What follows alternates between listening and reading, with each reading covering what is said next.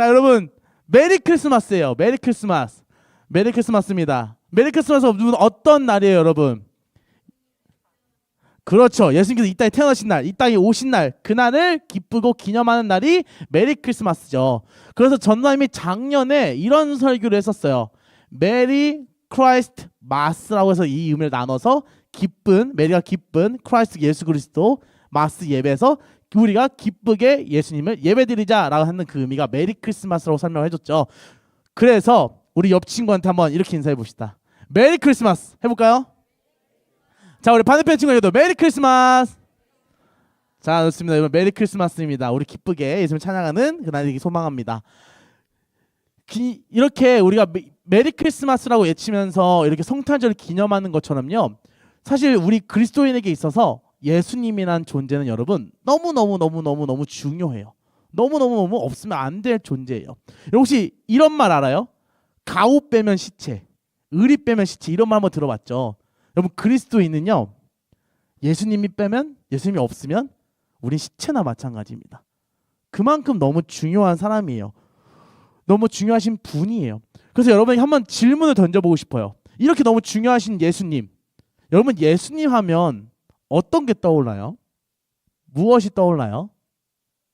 십자가도 있고요, 뭐 보혈도 있을 거고 많은 이야기도 있을 거예요. 여러분 지금 머릿속에 되게 많은 이름이 떠올 텐데, 제가 어제 그냥 이것도 궁금해서 우리 스텝들에게 스텝 모임을 다 물어봤어요. 한 스텝한테 가서 너는 우리 너는 혹시나 예수님 하면 어떤 게 떠올라? 라고 했더니 우리 스텝이 이렇게 대답을 하더라고요. 예수님 하면 떠오르는 건요, 예수님이요 라고 하더라고요. 그래서 그렇지, 맞지, 예수님, 그러니까 예수님. 그래서 네, 예수님이요. 그래서 이렇게 해서 나왔던 기억이 있는데, 사실 이것도 정답입니다. 예수님은 수많은 능력을 가지고 계셨고 수많은 특징을 가지고 계셨고 정말 많은 것들을 이뤄내셨어요. 그래서 엄청나게 많은 다양한 십자가도 그렇고 보혈도 그렇고 구원도 그렇고 그 예수님 정말 그 자체도 마찬가지고 모든 게 정말 하나하나 중요하신 분이십니다. 그리고 이 질문을 전도사님도 똑같이 대답할 수 있어요. 전도사님도 제 안에 좋아하는 예수님의 마음이 있거든요. 근데 이것을 오늘 여러분에게 좀 소개를 해보려고 합니다. 전도사님이 생각하는 예수님이란 이러한 분이다. 그래서 이런 분을 우리가 믿고 따르고 나아갔으면 좋겠다는 마음이 있어서요, 오늘 이 혈루병 여인에게 통해서 예수님이 어떠한 분이신지 한번 안내를 하고 설명을 해보고자 합니다. 자, 그래서 한 번 더 우리 물어볼게요. 여러분 혹시 혈루병이 혹시 뭔지 아세요? 혈루병. 이제 피가 멈추지 않는 병 맞아요. 근데 여러분 우리가 간단히 생각하면 여기 손바닥에 이렇게 상처가 나서 피가 계속 멈추지 않네 라고 하는 병은요, 정확히 뭐라고 얘기하면 혈우병이라고 해요. 그럼 같은 거 아니야 할 수 있는데, 혈우병과 혈루병은 다릅니다. 혈우병은 상처가 나서 피가 안 멈추는 거고요, 혈루병은 뭐냐면요, 우리 자매 친구들이 잘 알 것 같은데 자궁에서 피가 멈추지 않는 거예요. 즉 여러분 한 달에 한 번씩 오는 그 마법의 날이 있죠. 너무나 힘들고 누군가는 힘들고 누군가는 아무렇지 않을 수 있지만 그 하혈이, 그 피가 계속해서 멈추지 않는 병, 그거를 혈루병이라고 이야기합니다. 그래서 지금이야 여러분 수많은 약이 있고 뭐 치료 방법이 있고 이렇다 보니까 이걸 잘 치유할 수 있고 아무렇지 않게 살아갈 수 있지만, 여러분 이스라엘 백성이 살던 시대에는 그런 치료법도 없었을 거고 약도 없었을 거잖아요. 그래서 이 여인을, 이 계속 피 흘리는 여인을 성경에서는 이렇게 이야기를 해요. 뭐라고 얘기하면 바로 부정한 여인이라고 이야기합니다. 우리 레위기 15장 말씀 한번 살펴보려고 하는데요, 우리 레위기 15장 19절 말씀을 한 목소리로 함께 읽도록 하겠습니다. 시작. 어떤 여인이 유출을 하되 그 유출이 피면 7일 동안 불결하니 무릇 그를 만지는 자는 저녁까지 부정할 것이요. 적혀있죠. 유출을 한대요. 피를 흘린대요. 근데 그 유출이 피면 뭐라고요? 7일 동안 불결하고 부정하다라고 이야기합니다. 7일이 어떤 날짜일까요? 일지죠. 딱 생리기간 아니에요, 여러분? 생리기간 보니까 2일에서 7일이라고 하더라고요. 여러분 남자친구도 잘 외워두세요. 이거 알아두면 여자친구가 이쁨 받을 수 있어요. 자, 그러나 온 다음에 딱 맛있는 거 사주고 하면 됩니다. 어쨌든 2일부터 7일 딱 그 생리 주간 기간 동안 불결하고 부정하다라고 성경에서는 이야기를 해요. 근데 아까 말했듯이 혈루병 여인은 어떻다고요? 이 하혈이, 이 기간이 단순히 2일 7일뿐만이 아니라 그것을 넘어서까지 피를 흘리는 사람이에요. 그래서 성경에서도 이렇게 얘기합니다. 25절에 이렇게 적혀있어요. 여인의 피의 유출이 그 불결기 외에 있어서 여러 날이 간다든지 또는 그 7일이 지나서 더 피를 흘린다든지 그러면 그 부정을 유출한 날 동안 계속해서 피가 나오는 날 동안은 계속 부정하다라고 얘기하는 겁니다. 성경에서는 그렇게 얘기를 해요. 계속해서 그 하혈을 흘리는 그 상태가 부정한 상태이다라고 하면서 이 여인은 부정한 여인이다라고 성경은 설명해 주는데 사실 이걸 보면요. 이 말씀을 보면 되게 매정하지 않아요, 여러분? 사실 내가 원해서 피를 흘리는 게 아니잖아요. 자연스럽게 그렇게 탄생됐고 그리고 이 여인도 병이잖아요. 아픈 거잖아요. 근데 부정하대요. 피 흘리는 거 하나만으로. 그냥 하나만으로 이 여인은 죄인이래요. 얼마나 가슴이 아프고 얼마나 억울한 일이겠어요. 근데 이거는 조금 더 우리가 신학적으로 살펴보면 조금 더 이해가 쉬워지게 됩니다. 왜 부정한 것이라고 이야기를 하는지. 성경에서는요. 피를 총 두 가지로 의미를 해요. 첫 번째는 뭐냐면 여러분 생명입니다. 삶이에요. 간단히 말하면 우리 예수님의 보혈이 있죠. 예수님의 보혈로 해서 우리 어떻게 돼요? 구원받았고 생명을 얻고 새롭게 탄생되었다고 얘기합니다. 그리고 그 피를 통해서 피덩이를 통해서 아이가 탄생하기도 해요. 그리고 두 번째는 어떤 의미가 있냐면요. 죽음이에요. 동물이 죽을 때 사람이 죽을 때 어떻게 해요? 피 흘리면서 죽죠. 그런 두 가지 의미가 양면에서 담긴 것이 피라는 의미입니다. 근데 여러분 생각해 보세요. 지금 이 여인이 어디에서 피를 흘리고 있어요? 자궁이죠. 자궁은 뭐 하는 곳이에요? 생명이 탄생하는 곳이에요. 맞잖아요. 아이가 탄생하는 곳. 근데 그 탄생한 곳에 뭐가 나고 있다고요? 피가 나고 있다고요. 아이가 탄생하는 게 아니라 계속해서 피가 나고 있는 겁니다. 그래서 성경은 이걸 보면서 부정한 것이다. 부정한 존재다 라고 이야기를 하는 겁니다. 그리고 한 가지 또 다른 견해가 있어요. 이건 조금 더 여러분들 좀 재미있어 할 수도 있고 안 할 수도 있는데 자 우리 한번 과학적으로 한번 들어볼게요. 잠깐의 과학 시간 한번 가져볼게요. 여러분 자 피는 뭐로 이루어져 있어요? 철분. 그렇지. 철분이 그거 말고 조금 더 세분화 어떤 조직으로 되어 있지? 혈소판 있고 백혈구 있고 적혈구 있고 혈장인가? 이런 게 있죠. 그렇죠. 혈장. 이렇게 있습니다. 근데 그 중에 40%가 적혈구예요. 적혈구는 뭐로 이루어져 있을까요? 뭐로 되어 있을까요? 그렇지. 헤모글로빈. 잘하네. 헤모글로빈 되어 있어요. 자 그럼 헤모글로빈 또 뭐로 되어 있을까? 단백질로 되어 있습니다. 즉 간단히 정리하면 피는 단백질로 되어 있는 거예요. 근데 단백질이 어떠한 거예요? 굉장히 좋은 에너지 수단이죠. 근데 이 피가 이런 단백질을 띠고 있는 이 피가 여러분 시간이 지나면 어떻게 되냐면요. 부패해요. 썩어요. 이 말이 뭐냐면요. 여러분 부패가 어떤 말이냐면요. 어떠한 미생물이 막 안에서 움직여가지고 얘를 인간에게 해롭게 만드는 걸 부패라고 얘기해요. 즉 피 안에 있는 단백질을 미생물이 먹어서 막 움직인 다음에 그거를 인간에게 해롭게 만들어. 그래서 부패해서 어떻게 되면요. 질병이 생겨납니다. 전염병이 생겨나요. 그러면 한번 우리 생각을 해봅시다. 이 여인이 피를 흘렸어요. 근데 이것을 제대로 닦지 않고 방치해버렸어요. 그리고 다시 그 공간 찾아왔을 때 피가 부패해 있으면 어떻게 돼요? 병균이 생겨나죠. 그럼 자연스럽게 이 공간이 어떻게 돼요? 부정한 공간이 되어버리는 거예요. 부정한 것을 낳은 여인이 될 수밖에 없는 거예요. 사람들이 볼 때 모르니까. 그래서 성경은 또 다른 말로 이 여인을 부정하다라고 이야기도 합니다. 그래서 이런 특징들을 가지고 이렇게 하고 있어요. 그래서 성경에서는요. 이 부정한 것을 근데 감사하게도 이 부정한 거로 끝을 내지 않습니다. 너 피 흘렸으니까 부정한 사람이 아니라 이 부정한 사람은 성경에서는 어떻게 하려고 하냐면요. 원래의 상태로 돌아오게 하려고 해요. 그래서 뭘 하냐면 말씀에 이렇게 적혔습니다. 27절에 이렇게 적혔거든요. 이런 것을 만지는 자는 그 피 흘리는 여인은 무릇 부정한즉 옷을 빨고 물로 몸을 씻을 것이며 저녁까지 부정할 것이요. 물로 빤대요. 물로 씻을 거래요. 즉 깨끗하게 만든다는 거예요. 그 여인이 지금 부정한 상태이지만 다시 원래 깨끗한 상태로 돌려보내기 위해 이 여인을 씻기고 회복시키려고 노력합니다. 그래서 이 여인의 막 유출이 끝나잖아요. 피가 멈추잖아요. 그러면 그 다음에는 재물 같은 거 들고 와서요. 제사를 드려요. 이 사람은 이제 더 이상 죄인이 아닙니다 하면서. 즉 레위기에서 일부러 그 여인을 부정한 사람을 정의 내리고 얘기하는 이유는 뭐냐면요. 그 여인을 다시금 회복시키기 위해. 그리고 그 과정 속에 여러분 격리도 했었거든요. 여러분 코로나 생각하면 좀 더 편해요. 코로나 치료할 때 옛날에 어떻게 했었어요?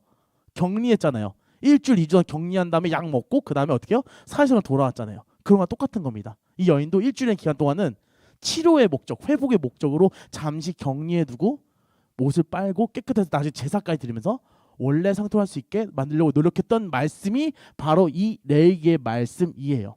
근데 이 레위기의 말씀이 이렇게 회복이라는 좋은 뜻을 갖고 있는 레위기의 말씀이 시간이 흘러가지고 어떻게 지금 혈루병에 있는 세계대 어떻게 되냐면요, 완전히 다른 의미로 바뀌게 돼버립니다.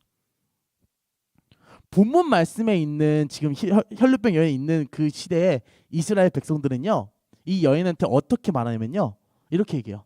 너는 하나님께 죄지어서 버림받은 사람이야. 너는 저주받은 사람이야. 너는 죄인, 나는 의인. 이러면서 손가락질하는 시대가 지금 이 시대입니다. 이 의미가 뭔 줄 알아요? 이들은 이 레위기의 말씀을 가지고 이걸 사회 규범으로 삼아요. 율법으로 삼은 다음에 어떻게 하냐면요, 유출병 있는 사람, 혈류병 있는 사람 다 싹 다 사회에서 매장해낸 사람, 사회에서 도태할 사람, 얘네는 다 죄인들이니까 격리시키고 없애버려야 되는 사람들라고 판단을 내면서 그들을 방치해버립니다. 근데 말했잖아, 원래 의미는 뭐라고요? 회복이라고요. 근데 어느덧 시간이 흘러서 뭐만 남았냐면 회복은 사라져버리고 부정함만 남은 거예요. 부정한 죄만 남아있는 겁니다. 그러니 이 여인의 지금 상태는 어떠한 상황이겠어요? 12년 동안 아팠다고 합니다. 12년 동안 그녀가 아무것도 안 한 것도 아니에요. 아무것도 안 한 게 아니에요. 어떻게든 나아보려고 유명한 의사 막 가가지고 자기 돈 다 써가면서 어떻게든 치료하려고 노력했는데 어떻게 돼요? 다 실패해요. 12년의 기간 동안.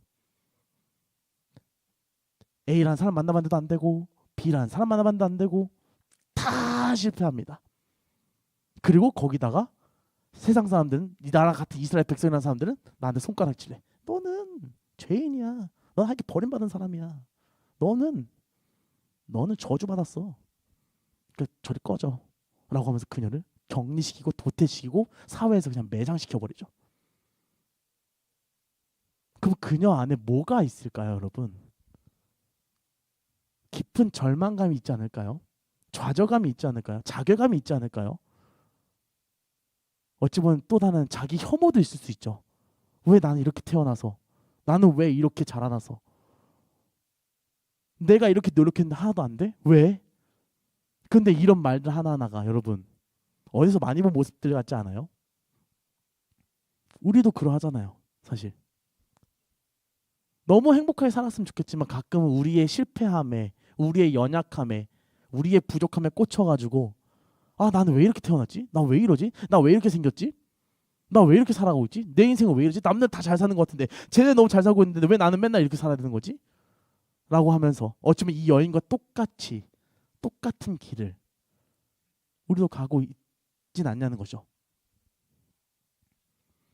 이런 얘기도 하잖아요, 우리는. 그냥 죽어버릴 걸. 왜 살고 있지? 근데 이 여인도 똑같이 말했지도 몰라요. 진짜 도저히 안 되니까 그냥 죽을까? 내가 왜 살고 있는 거지? 아무것도 안 되는데.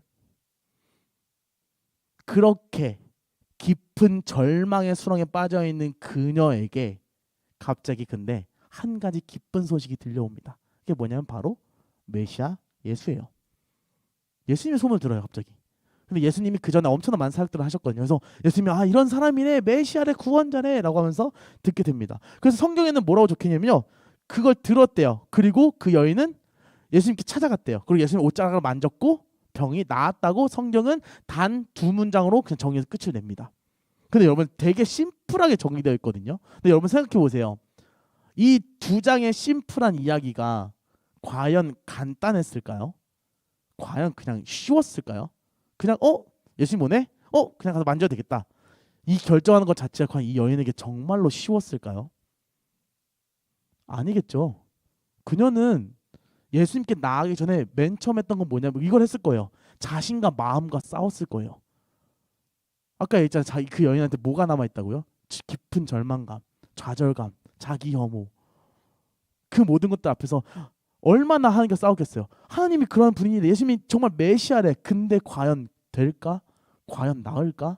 내가 예수님을 만진다고 해서 과연 정말로 내 병이 사라질까? 이분이 정말 메시아가 맞나? 또 이 여인에겐 두려움도 있었어요. 왜냐면요, 여러분, 이 여인이 아무리 옷을 껴입어서 피를 감춘다고 해서 결국에는 여러분 옷은 피에 젖어요. 그리고 그녀가 가는 길거리마다 그녀의 뒤에는 핏자국이 남아 있을 거예요. 왜냐면 자기 멈출 수 없는 피니까. 근데 그걸 만약 누군가 본다고 해요, 지나가다가. 왜냐면 지금 예수님은 수많은 무리에 둘러싸여 있거든요. 근데 그녀가 만진 모든 건 다 부정하다 얘기하잖아요. 근데 그러냐 피 흘리면서 예수님 갔을 때 그걸 만약 가는 길에 다른 백성이 들키면 돌로 맞아 죽을 수도 있는 겁니다. 죄인이니까, 부정한 사람이니까. 이 여인에게는요, 예수님께 다가간다는 것 자체가요, 자기 자신과의 싸움일 뿐만 아니라 목숨을 걸어야 되는 일이었어요. 그런데 어떻게 해요, 그녀는요? 가요. 그래도 어떻게든 가요. 가는 길 내내 얼마나 두려울지 모르겠지만, 가는 길 내내 얼마나 많은 걱정이 있을지 모르겠지만, 정말 최후의 보루, 예수님 말고는 없을 것 같다라는 그 어쩌면 작디작은 믿음이 하나 가지고 그녀는 가요.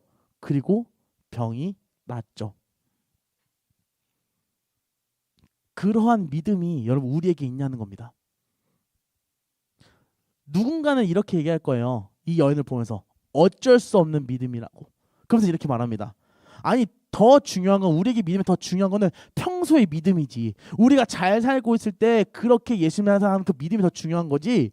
상황에 따른 믿음, 환경에 따른 믿음, 평소에는 다르게 살다가 죽을 것 같으니까 그 찾아가는 그 믿음, 그게 뭐가 중요하냐. 그건 아무런 의미도 없는 거다 라고 하면서 잣대를 내밀죠. 그건 믿음도 아니라 누군가 그렇게 얘기를 해요. 근데 하나님한테는 중요하지 않다고요. 벼랑 끝에 믿음이어도 하나님은요, 그 믿음을 받길 원하신다고요. 근데 왜 우리는 안 가냐는 거죠. 왜 우리는 계속해서 우리 안에 잣대를 내면서 이 믿음 하긴 안 받아주는 거 아니야? 이거 뭐 받아주겠어? 라고 하면서, 또는 다른 사람의 그 믿음을 보면서 수많은 잣대를 가지고, 수많은 이야기를 가지고 왜 하나님께 나아가지 못하고 있냐는 것이죠. 우리는 나아가야 됩니다. 그래서 보잘것없는 믿음이면 상관없어요. 그 벼랑 끝에 믿음이면 상관없습니다. 진짜 여러분이 인생을 진짜 처절하게 살다가 한번 하나님 가볼까? 라는 그 믿음도 상관없어요. 하나님 앞에는. 하나님은 그 믿음이라도 들고 와서 자신을 찾아오길 바라십니다. 그러면 회복시키세요. 치유하세요.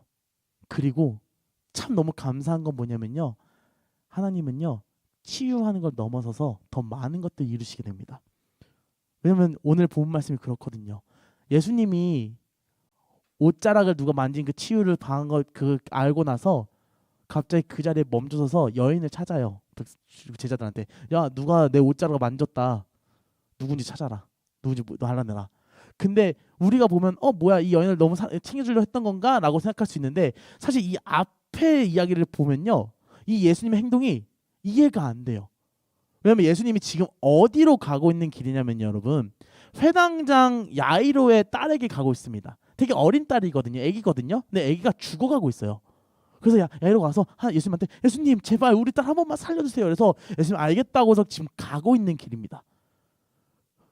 근데 그 자리에 멈춰서서 여인을 찾고 있는 거예요. 생각해 봅시다.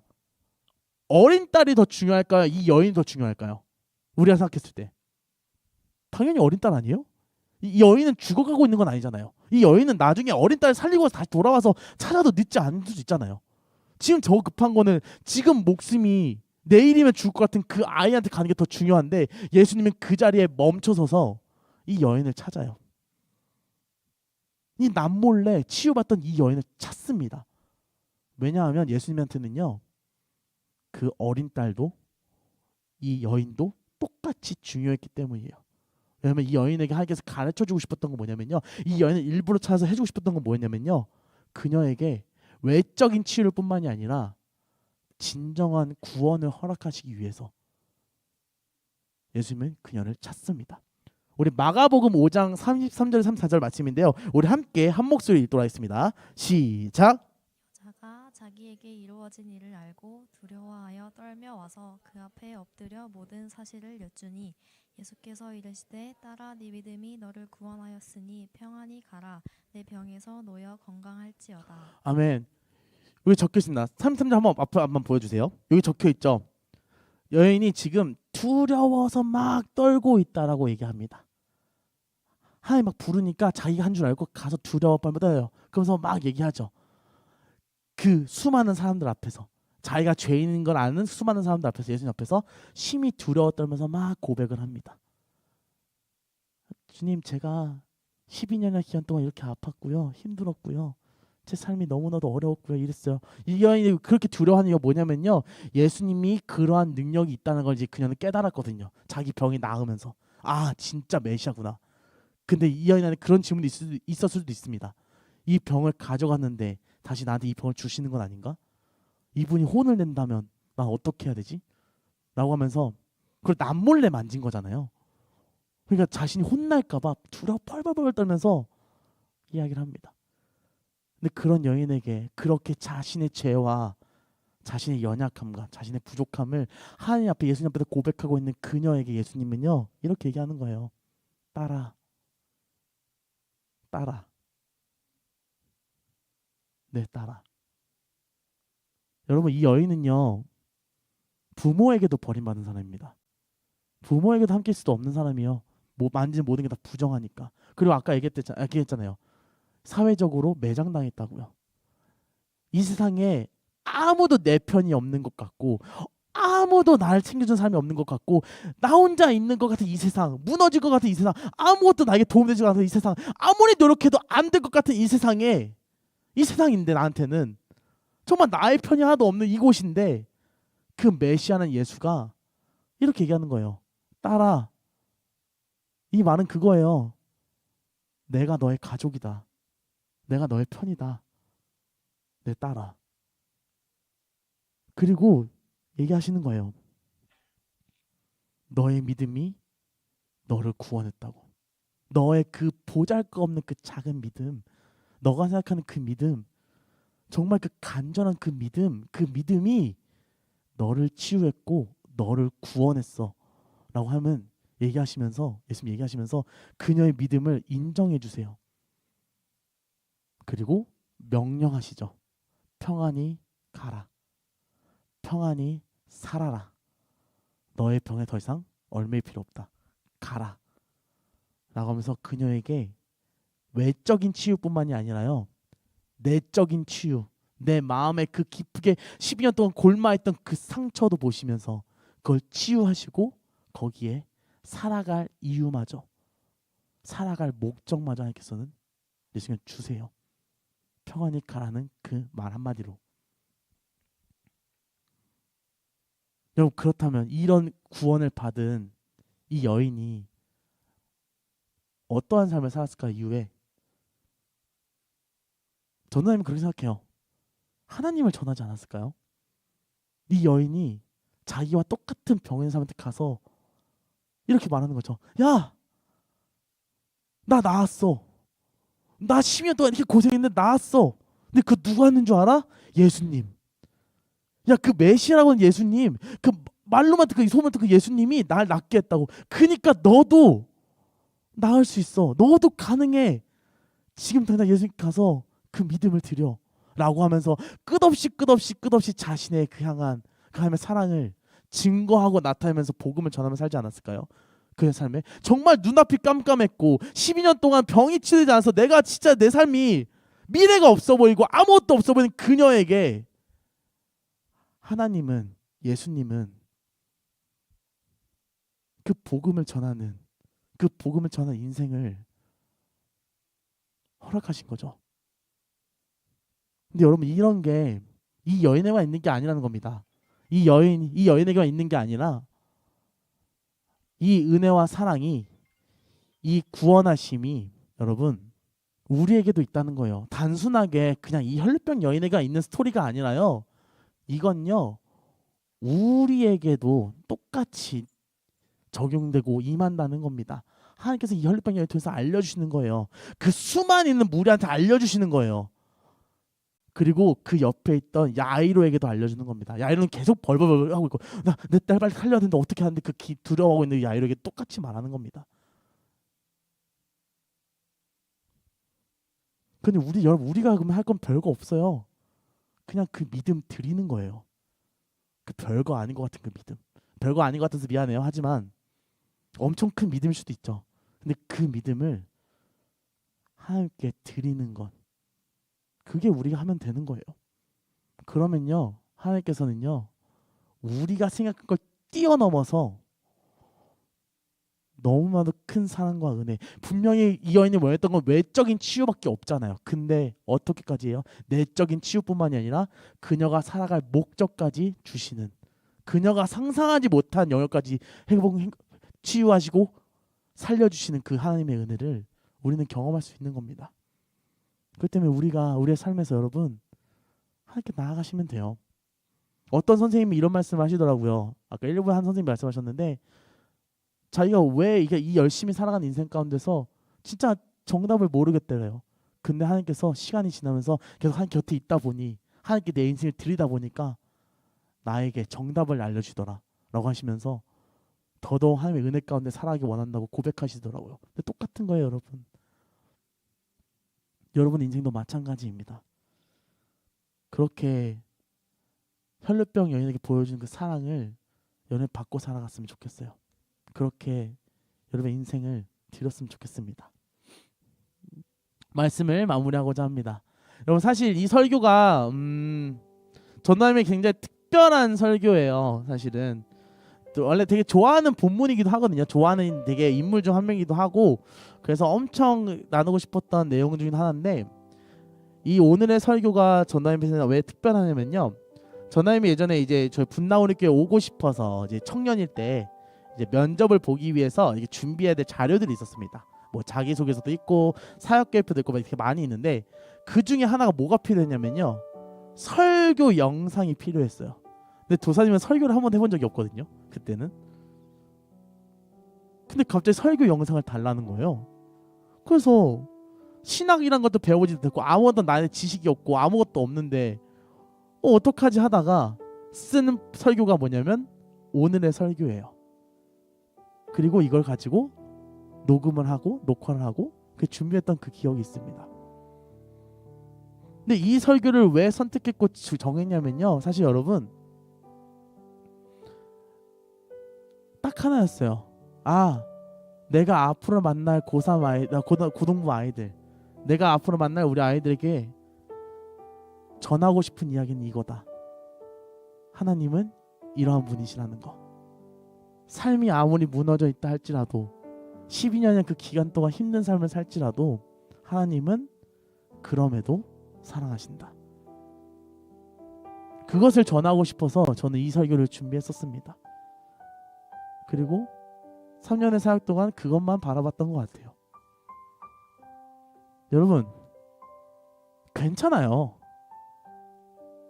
실패해도 괜찮고요. 넘어져도 괜찮고요. 쓰러져도 괜찮아요. 하나님 앞에서는 그게 어느 것도 중요한 게 아니거든요. 부족해도 괜찮아요. 연약해도 괜찮아요.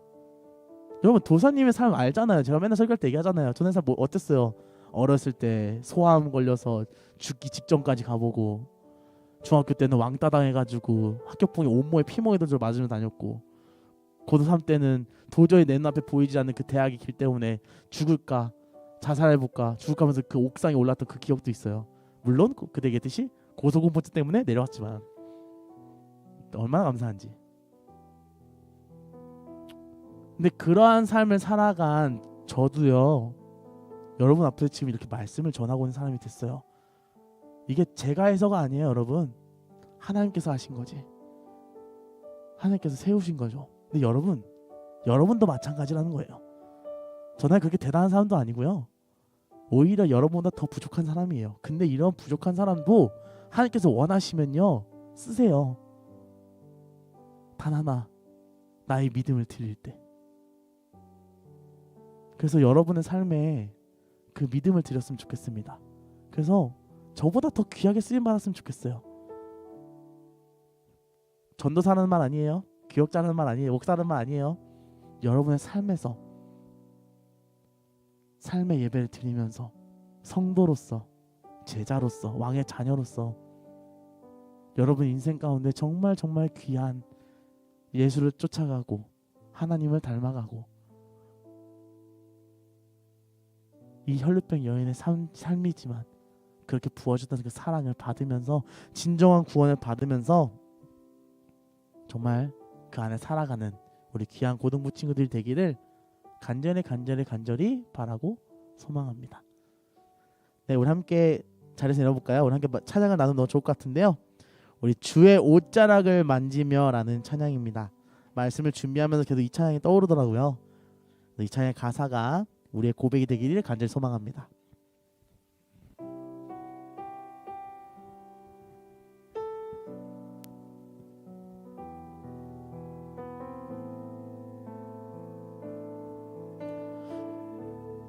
주발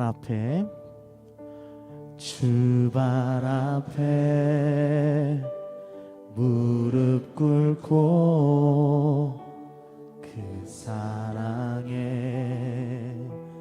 남기네 어떤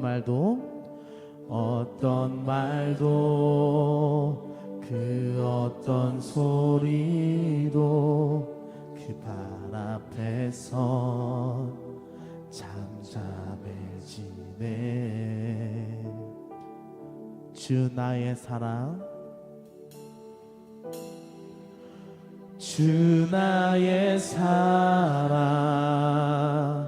그 발 앞에 앉아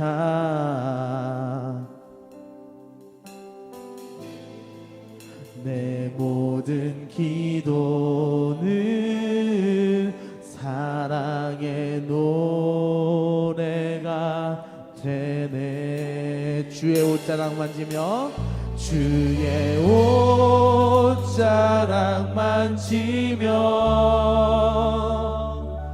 주의 두 팔을 씻기며 주님 그 발에 입 맞추며 나의 왕관을 놓으리. 주의 옷자락 만지며 주의 옷자락 만지며 주의 두 발을 씻기며 주님 그 발에 입 맞추며 나의 왕관을 놓으리. 우리 처음부터 찬양하기 원합니다. 주발 앞에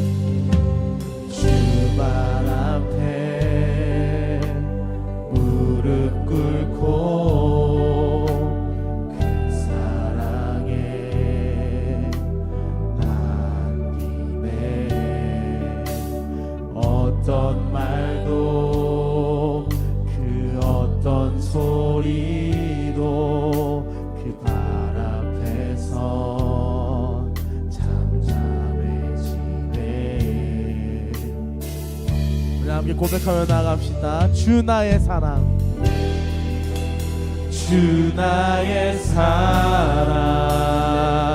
그 발 앞에 앉아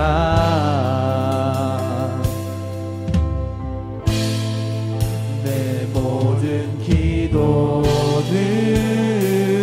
사랑의 노래가 되네.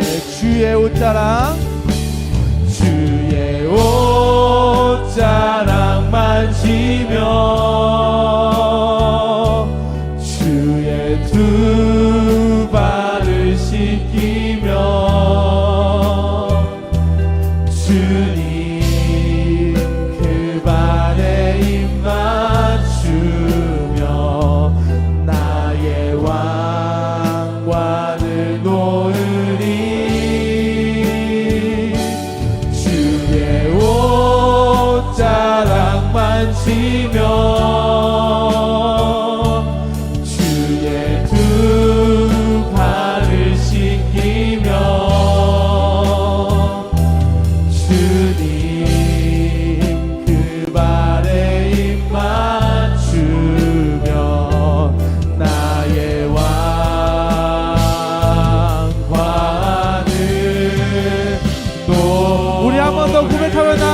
합시다. 주의 옷자락 만지며 주의 옷자락 만지며 주의 두 발을 씻기며 주님 그 발에 입 맞추며 나의 왕관을 놓으리. 주의 옷자락 만지며 주의 옷자락 만지며 주의 두 발을 씻기며 주님 그 발에 입 맞추며 나의 왕관을 놓으리.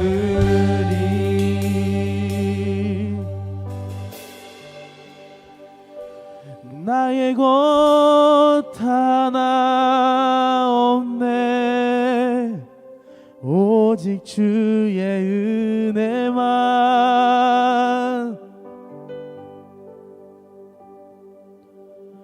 부족한 나를 다시 세우고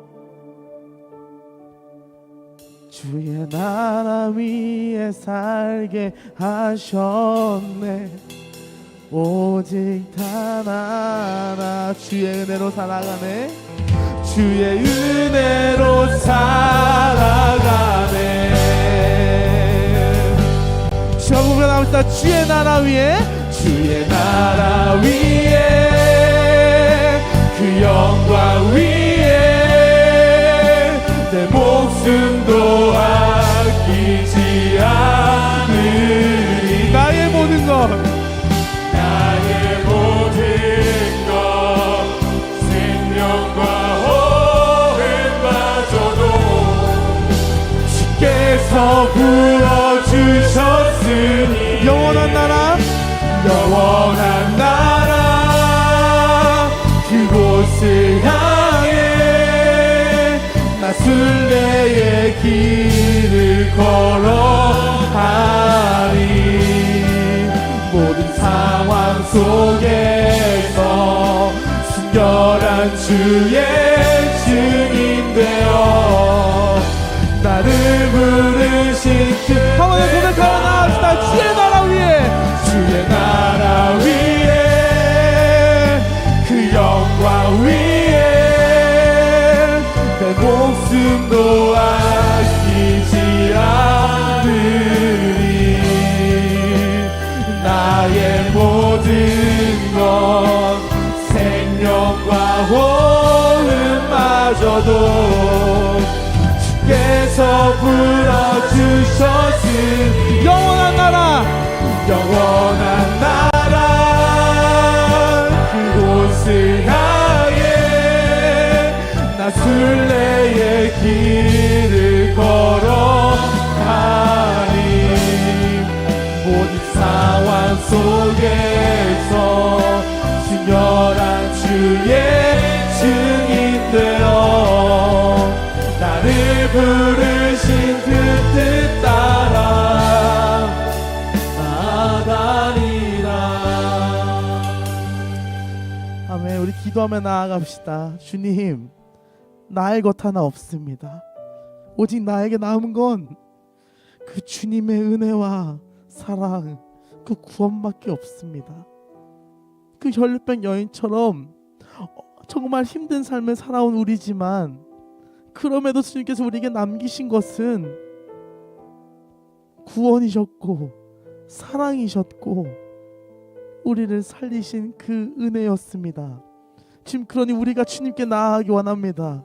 우리의 모든 것을 바쳐 주님께 나아가기 원합니다. 그 보잘것없는 믿음을 가지고 주님께 나아가기 원합니다. 온전히 우리 삶 모든 것 하나하나 가운데서 주를 위해 살아가기 원합니다. 우리의 삶의 모든 것 모든 목적 하나하나가 주님을 위해 살아가기 원합니다. 온전히 주님께 우리의 모든 것을 맡기며 나아가기 원하고 우리 함께 기도하며 나아가도록 하겠습니다. 기도하겠습니다. 오지요 주여 우리 나라를 원함을 끝나기 원합니다. 아버지 기도하며 나아가는 것을 원합니다. 우리로서 우리의 은혜와 사랑을 나아가오니 아버지 나아가오니 아버지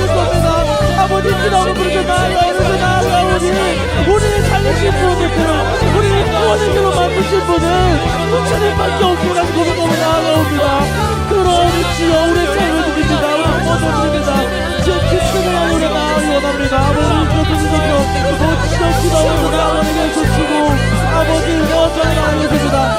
주여 기도하면서 나아가오니 주여 아버지 나아가오니 아버지가 함께하고 계셔서 도와주셔서 모든 생각을 드립니다. 아버지 주여를 전해주셔서 도와주셔서 아버지 주여를 도와주셔서 아버지 사랑을 전해주셔서 아버지 영광을 주셔서 아버지 아버지 영광을 주셔서 모든 세상을 알려주셔서 아버지 주여를 전해주셔서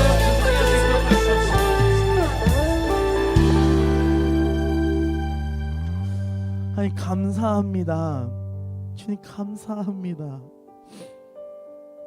그 혈류병 여인에게 그 정말 처절하였고 힘들었고 무너져 있던 그녀에게 그 사랑을 보여주셨고 그리고 그 사랑을 우리에게도 보여주셔서 감사합니다. 주님, 저희의 믿음을 주님 앞에 드립니다. 그 주님을 향한 그 믿음을 주님 앞에 드립니다. 주님 기쁘게 받아주시고 그 진정한 구원을 허락해 주셔서 감사합니다. 그러게 우리의 삶이 우리의 인생이 주를 향하여 나아가길 소망합니다. 다른 것을 향하는 것이 아니라 다른 것을 향해 바라보는 것이 아니라 오직 단 하나 나의 구원자이시자 나의 주인이신 나의 모든 것 되시는 하나님께 예수님께 나아가길 소망합니다. 주여 저희를 끝까지 붙잡아 주시옵소서. 이 마음을 잃지 않도록 정말 죽는 날까지 지켜주시옵소서. 그 천국에 올라가서 주님 만날 때까지 지금 저희들의 마음을 지켜주셔서 함께하여 주시옵소서. 지금 너무나도 감사드리며 사랑이시고 우리의 주인 되시고 우리의 모든 것 되신 예수님으로 기도드렸습니다.